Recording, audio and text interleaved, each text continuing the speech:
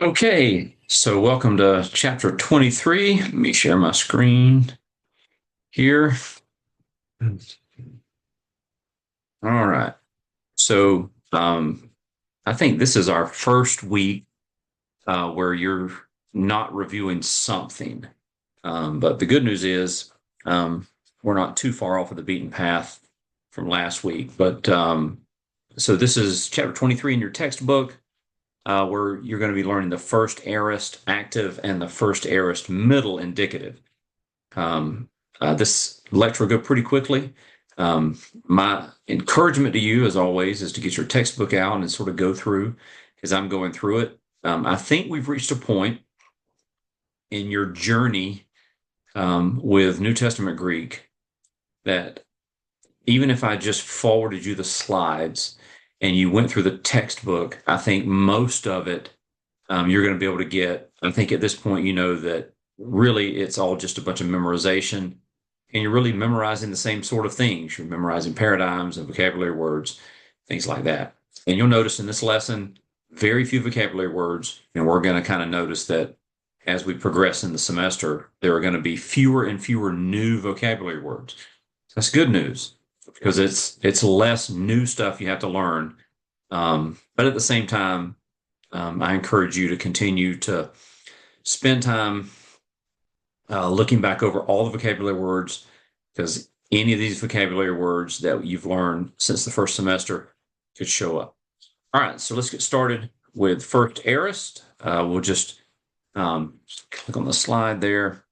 So the first aorist is going to be the same as the second aorist, where you're just talking about past. So all those rules about what it means and an undefined aspect, it's the same. So you can go back to that lecture if you need more information on that. And so and the example that we use is the second aorist, if English had a second aorist, eat and ate. I'm going to eat, I ate, right? You change the form of the word. That would be the second aorist.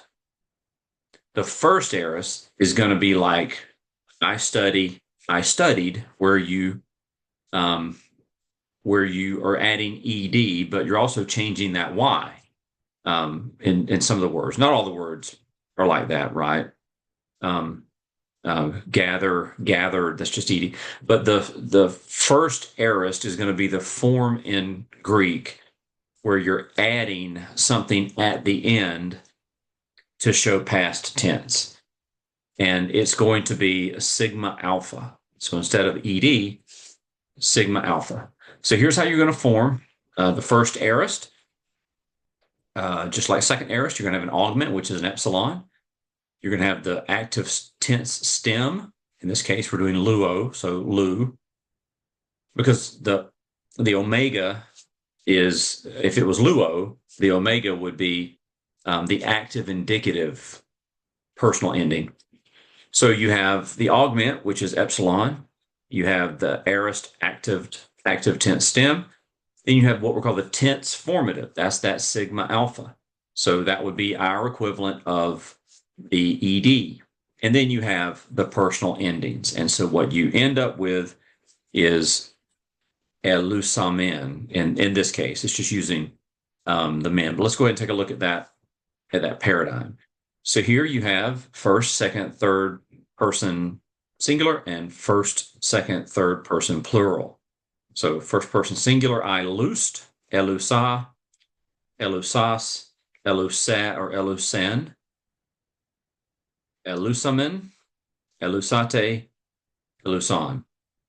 And if you go back to present active indicative, luo, lues, lue, it's really similar. It's not the same, but you're getting some of the same sounds. If you could, when you are memorizing these paradigms, don't just focus on how the word is formed, but focus on how it sounds. Because if you focus on how it sounds, I think it may help you in a pinch with recalling when you're trying to translate or do your paradigms. So this is the paradigm for first aorist, active indicative. Now, if you remember, if you just look in your textbook, you get to the right page. If you will look in your textbook on page 254, starting with section 23.13, we're covering liquid aorist active.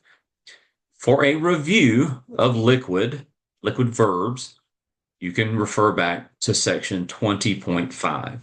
But liquid has everything to do with the way it sounds.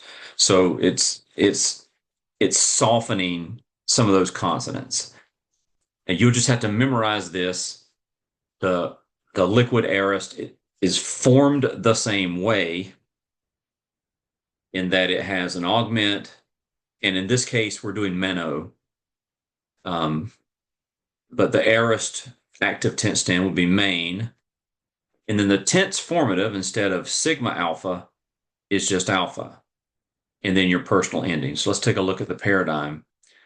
So you have the augment, and then you have the active tense stem and the tense formative. So the first, second, third person, singular and plural.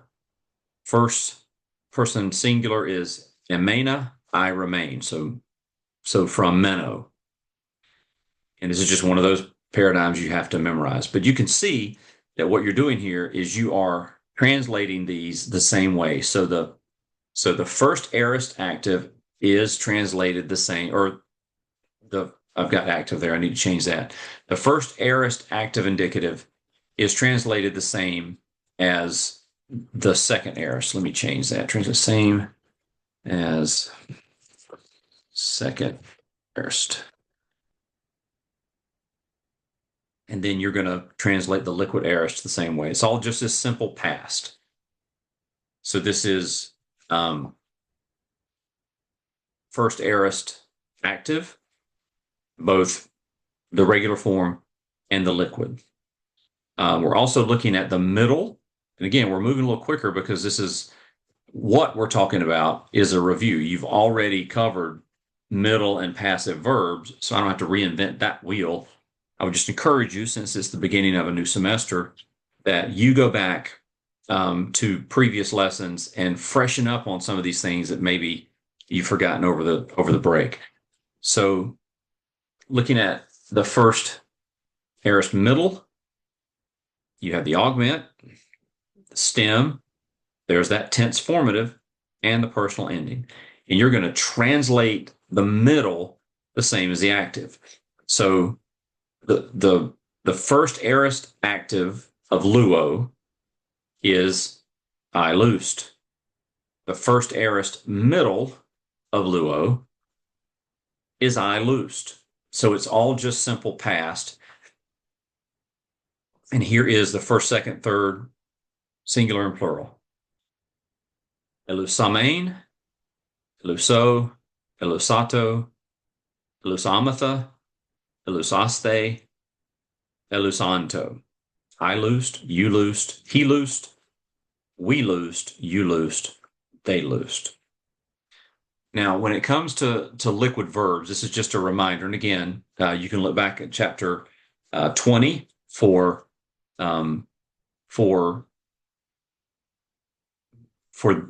this. But just remember that in some of the forms, and this is where learning to hear the word helps. And we do this in English a little bit. But just remember that in the liquid verbs, sometimes the tense stem is modified. So if the tense stem you are familiar with ends in pi sigma, in the liquid form, it's going to modify that to the psi, and then you're going to add your ending, right? So take the word blepo. Instead of it being blepsa,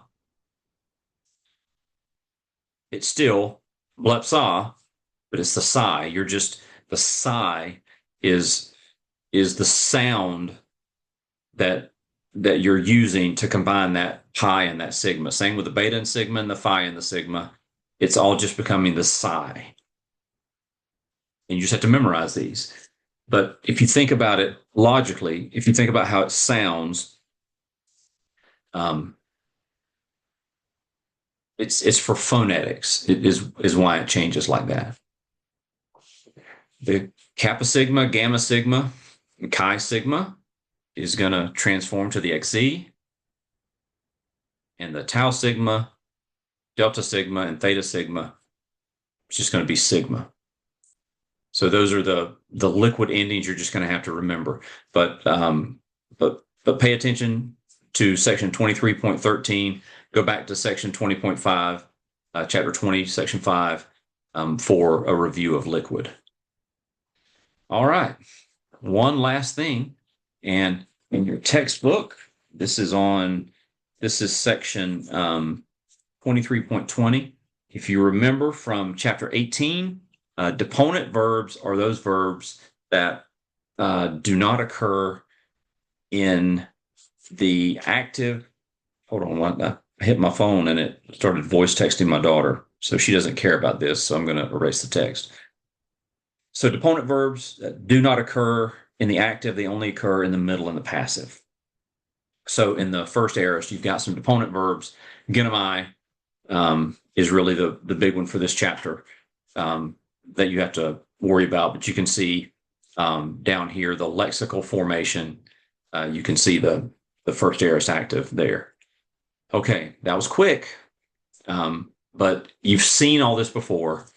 Nothing new, nothing that you haven't already learned in terms of the way you learn it. It's just more of the same. But fortunately, you have less to learn than you have in previous weeks, previous semesters. All right, so let's go through the few vocabulary words that you have. Aperkamai, or op-erkamai, really. I depart. Arkamai, I begin. Grapho, I write. Dio, therefore, for this reason. Doxazo, I praise, honor, glorify. And again, just please remember that when you're doing your tests and your quizzes, just pick a definition that you think is easy for you to remember and that makes sense to you. If you think of this word, doxology is where you would, like doxal is glory, doxazo, I glorify. So that may be a good way to remember it. Tell you a good way to remember this one, dunamis. This is power. So when Jesus, before he ascended, he told the disciples to go wait in Jerusalem, that when they wait there, that they will receive power when the Holy Spirit comes upon them, and you will be my witnesses. The word he uses there for power is dunamis. Now, this is a horrible exegesis. Don't ever put this in a paper, and don't ever preach this. But we get the word dynamite from dunamis. So a really good way to remember dunamis is that dynamite power. Now, you can't say that Jesus was saying dynamite power because the word dynamite didn't exist yet. So you can't push that English onto the Greek.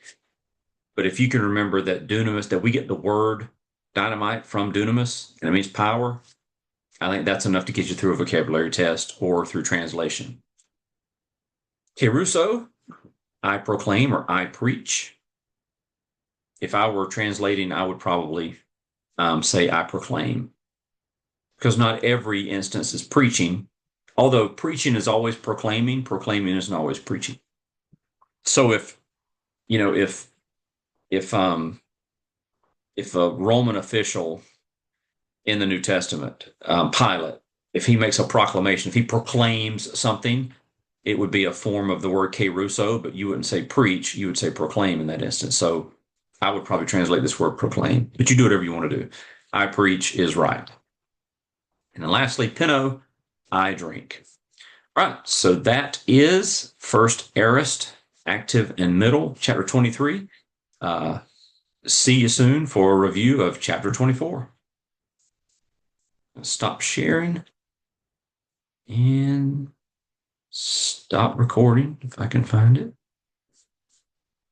Here we go.